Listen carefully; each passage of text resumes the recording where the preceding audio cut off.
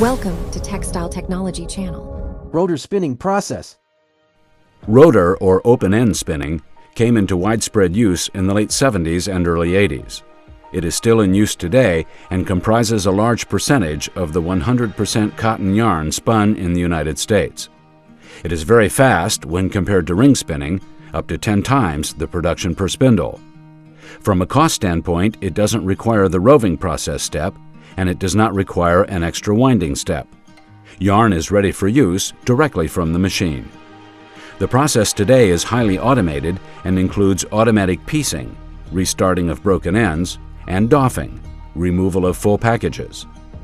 For these important economic reasons, rotor spinning became the yarn-making system of choice through the early 90s in the U.S.